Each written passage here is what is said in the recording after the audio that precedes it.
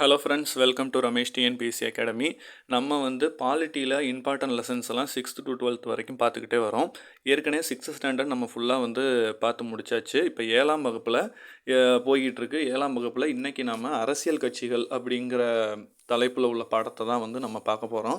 இந்த பாடம் முக்கியமானு கேட்டிங்கன்னா, ஆமாம், இதுலேருந்து அங்கங்கே நிறைய இன்ஃபர்மேஷன்ஸ் இருக்கும். இதெல்லாமே பார்த்திங்கன்னா இந்த கூற்றுகள், அந்த மாதிரி சரியானவற்றை தேர்ந்தெடுங்கள், தவறான கூற்றை கண்டறிகள், அந்த மாதிரி கொஷின்ஸில் டிஎன்பிஎஸ்சிலையும் மற்ற போட்டித் தேர்வுலையும் கேட்கறதுக்கான வாய்ப்புகள் இருக்குது. இதில் கொஞ்சம் ஈஸியாக தான் இருக்கும் இந்த லெசன், அவ்வளோ கஷ்டம் இல்லை. ஏன்னா நமக்கு பொதுவாகவே அரசியல் கட்சிகளை பற்றி நமக்கு எல்லாருக்குமே நிறைய விஷயம் தெரிஞ்சிருக்கும். ஒன்றும் இதில் நம்ம வித்தியாசமாக இருக்காது. ஸோ இந்த லெசன் ஈஸியாக தான் இருக்கும். வாங்க நோட்ஸ் எடுத்துக்கோங்க. வழக்கம் போல் பாலிட்டி நோட்டை எடுத்துக்கோங்க. நான் சொல்கிற பாயிண்டெல்லாம் அப்படியே 1 by 1 நோட் பண்ணிக்கிட்டே வாங்க லெசனுக்குள்ளே போகலாம். இதில் முக்கியமான பாயிண்ட்லாம் ஃபஸ்ட்டு இதில் என்ன சொல்ல வராங்க அப்படின்னா, இந்த அரசியல் கட்சிகள்னால் என்ன, அதுக்கான பண்பு, அதில் என்னென்ன விஷயங்கள் இருக்குது எல்லாமே தான். முதல்ல பாருங்கள், நம்ம நாடு இங்கே இதெல்லாம் நமக்கு ஏற்கனவே படித்தது தான், சரிங்களா? ஸோ இந்தியா 1950ஆம் ஆண்டு மக்களாட்சி நாடானது. அதுக்கப்புறம் அந்த மக்களாட்சி நாடுக்கு ஒரு வலிமை தேவைன்னா, நாட்டிற்கு ஒரு வலிமையான அரசியல் கட்சி தேவை. அது இருந்தால் தானே நம்ம ரூல் பண்ண முடியும். ஸோ அதை எந்த முறை அடிப்படையில் எடுப்போம்னா, அரசியல் கட்சி முறையில் தான் நம்ம இது பண்ண முடியும். அதுதான் ஒரு நவீன கால தோன்றல் அப்படின்னு இது பண்ணுறாங்க. சரி, இப்போ இந்த அரசியல் கட்சினா என்ன, அதுக்கான பண்புகள் இதெல்லாம் தான் இதில் கொடுத்துருப்பாங்க. ரொம்ப சிம்பிளாக தான் இருக்கும். இப்போ அரசியல் கட்சிங்கிறது வேறு ஒன்றும் இல்லை, தன்னார்வத்தோட யார் இந்த மக்களுக்கான சேவை செய்கிறதுன்னு தனி மனிதர்களோட ஒரு அமைப்பு தான், சரிங்களா? அது தனி மனித அமைப்புன்னு தெளிவாக சொல்லிட்டாங்க. அரசியல் கட்சிங்கிறது ஒரு தனி மனித அமைப்புகளாக, அந்த அமைப்புகளில் இருக்கிறவங்களுக்குன்னு சில தனிப்பட்ட கொள்கைகள் இருக்கும், தனிப்பட்ட திட்டங்கள், நிர்வாக அமைப்பு எல்லாமே அவங்களுக்கு தனிப்பட்ட இதில் இருக்கும்னு சொல்லியிருக்காங்க. ஸோ இதில் வேறு என்னென்ன பார்க்கணுன்னா, ஒரு கட்சி அங்கீகரிக்கப்படுவது எவ்வாறுன்னு கேட்டிருக்காங்க. இந்த 2 பாயிண்ட்டு கொஞ்சம் முக்கியம்.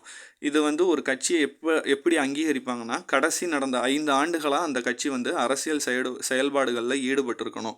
இது மொதல் பாயிண்ட்டு. 2வது, அந்த கட்சியின் வேட்பாளர்கள் குறைந்தபட்சம் 6% வாக்கை இறுதியாக நடைபெற்ற பொது தேர்தலில் பெற்றிருக்கணும். இந்த 2 பாயிண்ட்டு தான். இந்த 2 விஷயம் அவங்கள்ட்ட இருந்தால் தான் அவங்க எலிஜிபிள் மாதிரி. ஒரு கட்சிங்கிறது அங்கீகரிக்கப்படுவது இப்படி தான். அதன் பிறகு அதுக்கு சில பண்புகள் கொடுத்துருக்காங்க. இது அந்தளவு முக்கியம் இல்லை, ஜஸ்ட் நீங்கள் பார்த்துக்கோங்க. பொதுவான குறிக்கோள்கள் மற்றும் பகிர்ந்தளிக்கப்படும் மதிப்பீடுகளை கொண்டு மக்கள் குழுவானது இருக்கும் அப்படின்னு சொல்கிறாங்க. இவங்களுக்குன்னு தனக்கென கொள்கைகள் மற்றும் திட்டங்களை கொண்டு இருப்பார்கள் அப்படின்னு சொல்கிறாங்க. இது ரொம்ப முக்கியம். அதே மாதிரி அரசியலமைப்பின் வழியாக மட்டுமே அதிகாரத்தை கைப்பற்ற முயற்சிக்கின்றனர் அப்படிங்கிறதும் கொடுத்துருக்காங்க. அது மட்டும் இல்லாமல் தேசியம் மற்றும் தேசிய நலனை மேம்படுத்த முயற்சிக்கிறார்கள். இதெல்லாமே நமக்கு ஜஸ்ட்டு தெரிஞ்சது தான். அடுத்து கட்சி தேர்தல் அறிக்கைன்னு கொடுத்துருக்காங்க. இது வேறு ஒன்றும் இல்லை, எலெக்ஷனுக்கு முன்னாடி இந்த பரப்புரை செய்வாங்கள்ல, தேர்தலுக்கு முன்பாக பரப்புரை, வேட்பாளர்களை வச்சுக்கிட்டு அவங்க கட்சி ஆட்சிக்கு வந்தால் என்னென்ன விஷயங்கள்லாம் செய்வாங்க, நாங்கள் ஆட்சிக்கு வந்தால் இதை செய்வோம் அதை செய்வோம்னு சொல்லுவாங்களே, அதுதான் தேர்தல் அறிக்கைக்கு என்னென்னா திட்டங்கள், கொள்கைகளை சொல்லுவாங்க. இப்போ கட்சி முறைகள், இது தாங்க லெசனுக்குள்ளே இப்போ தாங்க நம்ம போகிறோம், சரிங்களா? இனிமேல் வரதெல்லாம் கொஞ்சம் முக்கியம். கட்சி முறைகளின் வகைகள் என்னென்னா 3 வகைகளாக இங்கே சொல்லுவாங்க. ஒரு கட்சி முறை, இரு கட்சி முறை, பல கட்சி முறைன்னு சொல்லிட்டு 3 வகைகளாக இருக்குது. இப்போ ஒன்று ஒன்றா பார்ப்போம். முதல்ல பார்க்க போகிறது ஒரு கட்சி முறை. ஒரு கட்சி முறைனா, அந்த நாட்டுக்கு, அந்த ஒரு நாடு இருக்குன்னு வைங்களேன், அந்த நாட்டுக்கே பார்த்திங்கன்னா ஒரே ஒரு அரசியல் கட்சி தான் இருக்கும். இப்போ நம்ம ஊரில் இருக்க மாதிரிலாம் அத்தனைலாம் இருக்காது, ஒரே ஒரு கட்சி தான் இருக்கும்.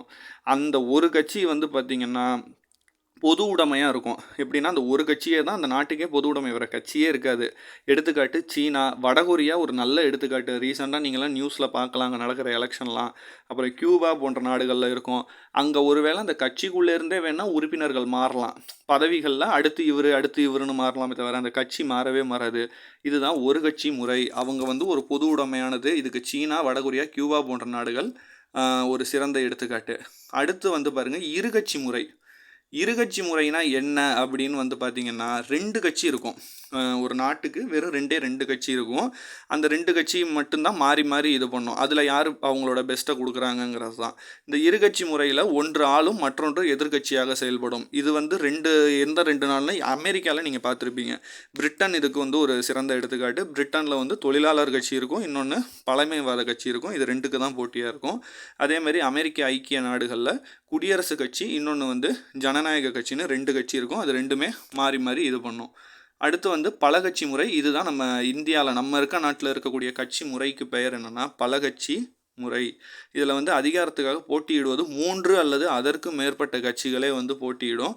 இதில் வந்து பார்த்திங்கன்னா பல கட்சி முறைன்னு வந்து சொல்லுவாங்க. இதுக்கு இந்தியா, ஃப்ரான்ஸ், ஸ்வீடன், நார்வே போன்ற நாடுகள் வந்து காணப்படுதுன்னு வந்து சொல்கிறாங்க. இதெல்லாம் முக்கியமானது. இது வந்து அரசியல் கட்சியின் செயல்பாடுகள் அந்தளவுக்கு கேட்க மாட்டாங்க.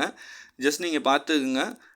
வழங்குதல், பகிர்ந்துரைத்தல், அடுத்து வந்து பார்த்திங்கன்னா ஏற்பாடு செய்தல், ஊக்குவித்தல், ஒருங்கிணைத்தல், ஆட்சி அமைத்தல். இது அந்தளவு இம்பார்ட்டன்ஸ் இல்லை. அடுத்து இங்கே பாருங்கள், இது கொஞ்சம் முக்கியமானது. என்ன கொடுத்துருக்காங்கன்னா தேர்தல் ஆணையத்தை பற்றி ஒரு குறிப்பு கொடுத்துருக்காங்க. தேர்தல் ஆணையம் சட்டப்பூர்வ அமைப்பு. இது ரொம்ப ஒரு முக்கியமான ஒரு ஸ்டேட்மெண்ட்டு. தேர்தல் அமைப்பு வந்து என்ன அமைப்புன்னு கேட்டால் தனிநபர் அமைப்போ அந்த மாதிரிலாம் கிடையாது. இது வந்து ஒரு சட்டப்பூர்வ அமைப்பு தான் இந்த தேர்தல் ஆணையம். இந்த தேர்தல் ஆணையம் என்னென்ன செய்யும்னா தேர்தல்களை நடத்தி அதிகாரத்தை கொண்டு ஒரு சுதந்திரமான சட்டப்படியான அமைப்பாகும் அப்படிங்கிறாங்க. இதனுடைய தலைமை இடம் வந்து பார்த்திங்கன்னா புதுடெல்லியில் இருக்குது. சரிங்களா? இதெல்லாம் தான் முக்கியமானது. அடுத்து வந்து பாருங்கள், ஒரு அரசியல் கட்சி தோற்றுவிப்பது எப்படி? ஒரு கட்சியை வந்து இப்போ நீங்கள் தோற்றுவிக்கணும்னா அதுக்கு என்னென்ன தேவைன்னா 3 விஷயம். இந்திய தேர்தல் ஆணையத்தில் பதிவு செய்து கொள்ள வேண்டும். முதல்ல நீங்கள் வந்து ரிஜிஸ்டர் பண்ணணும். அதுக்கப்புறம் குறைந்தபட்சம் 100 உறுப்பினர்கள் ஒவ்வொருவரும் வாக்காளர் அட்டையை கொண்டிருத்தல் வேண்டும். ஒரு எலெக்ஷன் கார்டு, ஓட்டர் ஐடி உங்கள் இருக்கிற மாதிரி குறைஞ்சபட்சம் 100 பேர் உங்கள்கிட்ட இருக்கணும். அதன் பிறகு கட்சி அமைப்பை குறித்து ஆவணங்கள் கொண்டு இருக்கணும். உங்கள் கட்சிக்கான ஒரு ரூல்ஸ் புக்கு, ஒரு எப்படி சொல்கிறது, ஒரு கான்ஸ்டியூஷன் புக்கு மாதிரி, உங்கள் கட்சியோட கான்ஸ்டியூஷன் புக்கு மாதிரி. அதில் இருக்கக்கூடிய உங்களுடைய கொள்கைகள், அதில் இருக்கக்கூடிய அமைப்பு முறைகள் எல்லாமே உங்கள் கட்சியை சார்ந்த எல்லா ஆவணங்களும் அதில் இருக்கணும். யார் எப்படி இது பண்ணணும் அடுத்தடுத்துன்னு எல்லாமே இருக்கணும். இப்போ அடுத்து பாருங்கள், இதெல்லாம் கொஞ்சம் கொஷின்ஸில் கேட்குறதுக்கான வாய்ப்புகள் இருக்குது. என்ன கொடுத்துருக்காங்கன்னா கட்சிகள் அங்கீகரிக்கப்படுவதற்கான நிபந்தனைகள் எதை வச்சு இந்த கட்சி வந்து மாநில கட்சி, எதை வச்சு இந்த கட்சிலாம் தேசிய கட்சி, எதனால் இவர் சுயேட்சை வேட்பாளர் அப்படின்னு சொல்கிறாங்கன்னு பார்ப்போம். முதல்ல தேசிய கட்சினா எப்படி அங்கீகரிக்கப்படுதுன்னு பார்ப்போம். தேசிய கட்சினா மாநிலங்கள் அளவில் ஃபேமஸாக இருக்கும். ஒரு 5-6 ஸ்டேட்டுக்கு மேலே இந்தியா லெவலில் பாப்புலராக இருக்கிற கட்சி. எப்படின்னா மக்களவை தேர்தல் அல்லது 4 மாநில சட்டமன்ற தேர்தலில் செல்லத்தக்க மொத்த வாக்குகளில் ஒரு கட்சி 6% வாக்கை பெற்றிருந்தால் அது வந்து தேசிய கட்சிகளாக அறிவிக்கப்படும். அல்லது ஒன்றிற்கும் மேற்பட்ட மாநிலங்களில் 4 மக்களவை தொகுதியில் வெற்றி பெற்றிருக்கணும். இல்லைன்னா இறுதியாக நடைபெற்ற மக்களவை தேர்தலில் குறைந்தபட்சம் 3 மாநிலங்களில் 2% வெற்றி பெற்றிருந்தால் இது வந்து தேசிய கட்சியாக அங்கீகரிக்கப்படும் அப்படிங்கிறாங்க. இதே பிராந்திய அல்லது மாநில கட்சினா ஸ்டேட்டுக்குள்ளே இருக்கிறது. அது வந்து மாநில சட்டப்பேரவைகளுக்கான தேர்தலில் செல்லத்தக்க வகையில் குறைந்தபட்சம் அதே தான், ஆனால் 6% வாக்கு வந்து பெற்றிருக்கணுங்கிறாங்க. ஒவ்வொரு 25 தொகுதிகளுக்கும் ஒரு மக்களவை தொகுதி அல்லது சட்டப்பேரவை தேர்தலில் குறைந்தபட்சம் 2 தொகுதிகளில் வெற்றி பெற்றிருக்கணும் அப்படிங்கிறாங்க. இல்லை சட்டப்பேரவையில் மொத்த தொகுதியில் குறைந்தபட்சம் 3% வெற்றியாவது பெற்றிருக்கணும் அப்படின்னு தான் அது வந்து மாநில கட்சிகளாக அங்கீகரிக்கப்படுது. சுயேட்சை வேட்பாளர் ரொம்ப சிம்பிள். சுயேட்சை வேட்பாளருங்கிறவர் எந்த கட்சியிலையும் சேராமல் தனியாகவே மக்களவை அல்லது மாநில சட்டமன்ற தேர்தலில் போட்டியிட்டாலே அவர் வந்து சுயேட்சை வேட்பாளர் அப்படிங்கிறாங்க. அடுத்து வந்து பார்த்திங்கன்னா இதில் இதுவும் கொஞ்சம் ஈஸி தான். அங்கீகரிக்கப்பட்ட கட்சி அப்படின்னா வேறு ஒன்றும் இல்லை, அந்த இது சொல்கிற மாதிரி தான். மேலே தெரிவித்த இந்த நிபந்தனைகள்லாம் இருக்கக்கூடிய சில கட்சிகளை வந்து அங்கீகரிக்கப்பட்ட கட்சின்னு வந்து இது பண்ணிடுவாங்க. அங்கீகரிச்சுட்டு தேர்தல் ஆணையம் அவங்களுக்குன்னு வந்து ஒரு சின்னத்தை வந்து ஒதுக்குவாங்க. பதிவு செஞ்சுட்டு அங்கீகரிக்கப்படாத கட்சினா அவங்களுக்கு வந்து தாங்கள் விரும்பும் சின்னத்தில் தேர்தல் ஆணையத்தில் வந்து கொடுக்க மாட்டாங்க. ஸோ தேர்தல் ஆணையமாக அவங்களா வந்து ஒரு போல் பேனல் வச்சு அதில் வந்து பார்த்திங்கன்னா அவங்க வந்து சிம்பிள் கொடுப்பாங்க. அவங்க விரும்புகிற சிம்பிளை வந்து வாங்கிக்க முடியாது, அந்த மேலே சொன்ன தகுதிகள்லாம் இது பண்ணாமல். இப்போ அதேமாதிரி தேர்தல் குழு சின்னங்களை பற்றி சில குறிப்புகள் கொடுத்துருக்காங்க. 1968ஆம் ஆண்டு தேசிய தேர்தல் சின்னங்கள் ஆணையின்படி ஒதுக்கப்பட்ட சின்னங்கள் மற்றும் ஒதுக்கப்படாத சின்னங்கள்னு 2ஆக பிரித்தாங்க. இந்த ஒதுக்கப்பட்ட சின்னங்கள் வந்து அங்கீகரிக்கப்பட்ட அரசியல் கட்சிக்கு மட்டும் கொடுப்பாங்க. ஒதுக்கப்படாத சின்னங்கள் அங்கீகரிக்கப்படாத கட்சிகளுக்கு ஒதுக்கப்படும் சின்னங்கள் அப்படின்னு வந்து பிரித்து கொடுத்துட்டாங்க. சரிங்களா? 2 டைப்பாக பிரிச்சுட்டாங்க. பெரும்பான்மை கட்சி, சிறுபான்மை கட்சி நமக்கு தெரியும். மெஜாரிட்டியாக ஆட்சியை பிடிச்சா அது வந்து பெரும்பான்மை கட்சி, ரூலிங் பார்ட்டி. சிறிய கட்சினா அது வந்து கொஞ்சம் கம்மியான எண்ணிக்கையில் ஜெயிச்சிருக்கும். அது வந்து இதாக போயிடும், எதிர்கட்சியாக கூட போயிடும். சரிங்களா? ஸோ இப்போ இந்த எதிர்கட்சி இதெல்லாம் நமக்கே தெரியும். எதிர்கட்சியில் இருக்கவங்க என்னென்ன பண்ணுவாங்கன்னா 2வது அதிக எண்ணிக்கையில் வந்து ஜெயிச்சிருப்பாங்க. அவங்களும் வந்து பார்த்திங்கன்னா ஒரு ஆற்றல் மிக்கவங்களாக இருப்பாங்க. ஆளுங்கட்சி போலவே அவங்களுக்கும் நிறைய முக்கியத்துவம் கொடுப்பாங்க. எதிர்கட்சி தலைவர் வந்து பார்த்திங்கன்னா என்ன பண்ணுவாங்கன்னா, அரசாங்கத்துடைய கொள்கை மற்றும் அறிமுகப்படுத்தக்கூடிய மசோதாக்களை தீவிரமாக விமர்சிப்பாங்க. எதிர்க்கட்சி வந்து எப்பவும் ஆளுங்கட்சி அரசோட தவறான கொள்கைகள் மற்றும் தோல்விகளை வெளிப்படுத்துவாங்க. அனைத்து விவகாரங்களையும் அவங்க செயல்படாத விவகாரங்களை குறித்து முக்கியத்துவம் கொடுத்து அதை வெளிப்படுத்துவாங்க. அது எல்லாத்துக்கும் மேலே எதிர்க்கட்சி தலைவருக்கு கேபினெட் அமைச்சருங்கிற அந்தஸ்து கொடுப்பாங்க. இதெல்லாம் ரொம்பவே முக்கியமான ஒன்று. அப்புறம் கூட்டணி அரசாங்கம் நமக்கு தெரியும். 3 கட்சி இருக்குன்னா 3மே ஓரளவு ஈக்குவலாக இருக்குன்னா 2 கம்மியாக இருக்கிறதோ அல்லது லீடிங்கில் இருக்கிற 2ஓ ஒன்று சேர்ந்துக்கிட்டு ஆட்சி அமைச்சிருவாங்க. கூட்டணி அதுதான் நமக்கே தெரியும். ஸோ கூட்டணி கட்சி ஒன்றும் தனியாக சொல்ல தேவையில்ல. கூட்டணி கட்சி நமக்கே தெரியும். இப்போ அடுத்து வந்து இந்த தேசிய சின்னங்கள், தேர்தல் சின்னங்கள் மற்றும் முக்கியத்துவம். ஸோ இதுவும் நம்ம ஏற்கனவே பார்த்துட்டோம். சின்னங்கள் வந்து அதிகமாக இது வந்து பார்த்திங்கன்னா தேசிய அளவில் பெரும்பாலும் கொடுத்துருவாங்க.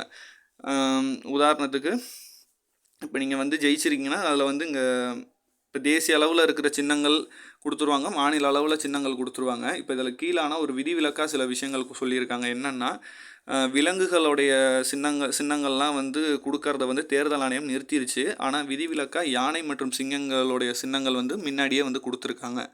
அது வந்து அது ஒரு விஷயம் சொல்கிறாங்க. இப்போ இதே நீங்கள் வந்து ஒரு மாநில கட்சியாக இருக்கீங்க, ஆனால் வேறு இடத்துல இருக்கீங்கன்னா உங்களுக்கு வேறு இடத்துல ஒரே சிம்பிள் கொடுப்பாங்க. ஆனால் நீங்கள் தேசிய கட்சியாக இந்தியா முழுக்க இது பண்ணால் இந்தியா முழுக்க ஒரே சிம்பிள் தான் கொடுப்பாங்க. உங்களுக்கு மாற்றிக்கவே மாட்டாங்க. இப்போ உதாரணம் பாருங்கள், மகாராஷ்டிராவில் சிவசேனா கட்சிக்கும் ஜார்க்கண்ட் மாநிலத்தில் ஜார்க்கண்ட் முக்தி மோர்ச்சா அந்த கட்சிக்கும் வில்லம்பு சின்னம் தான் இருக்குது. ஆனால் அது ஒரே கட்சியில் வேறு இடத்துல இருக்காங்க. ஆனால் நீங்கள் ஒரே கட்சி இந்தியா முழுக்க இது பண்ணால் ஒரே சிம்பிள் கொடுப்பாங்க. இங்கே வந்து டிஃப்ரென்ஸ் கொடுத்துருக்காங்க தேசிய கட்சிக்கும் மாநில கட்சிக்கும். தேசிய கட்சிங்கிறது இந்தியா முழுக்க நடைபெறக்கூடிய தேர்தலில் போட்டிட்டு அரசியல் கட்சியாக வந்து இது பண்ணுவாங்க. எம்பி எலெக்ஷன் அந்த மாதிரி, பிரைம் மினிஸ்டர் அந்த இதுக்கு போகும். இதே மாநில கட்சிங்கிறது சிஎம், அது எம்எல்ஏ அந்த மாதிரி இதில் இருக்கும். தேசிய கட்சி குறைந்தது 4 மாநிலங்களில் வந்து அவங்க வலிமையை கொண்டு இருப்பாங்க. ஆனால் இது வந்து 1 அல்லது 2 மாநிலங்களில் மட்டுமே மாநில கட்சி இருக்கும். இது தனக்கென வந்து பிரத்யேக சின்னத்தை நாடு முழுக்க கொண்டிருக்கும். ஒரே சிம்பிள் தான் இருக்கும். ஆனால் இது அங்கீகரிக்கப்பட்ட சின்னமாக இருந்தாலும் ஆனால் வந்து அது வந்து வேறு மாநிலத்தில் வேறு யாராவது அந்த சிம்பிள் வச்சுருக்கிறதுக்கும் வாய்ப்புகள் இருக்குங்கிறத இங்கே சொல்கிறாங்க. இது வந்து மாநில, தேசிய மற்றும் சர்வதேச விவகாரங்களில் தேசிய கட்சிகள் இது பண்ணும். இது பிராந்திய மாநிலங்களுடைய பக்கத்தில் இருக்க அண்டை மாநிலங்களுடைய விவகாரத்தில் மட்டும் இது பண்ணும், நடவடிக்கை எடுக்கும். ஸோ இதெல்லாம் தான் இந்த தேசிய கட்சி லெசனில் உள்ள இம்பார்ட்டன்ட் பாயிண்ட்ஸ். இதெல்லாம் நீங்கள் நோட்ஸ் எடுத்துங்க. இது உங்களுக்கு நிச்சயமாக யூஸ்ஃபுல்லாக இருக்கும்னு நம்புகிறேன்.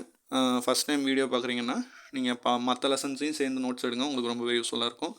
தொடர்ந்து சப்போர்ட் பண்ணுங்கள். நன்றி, வணக்கம்.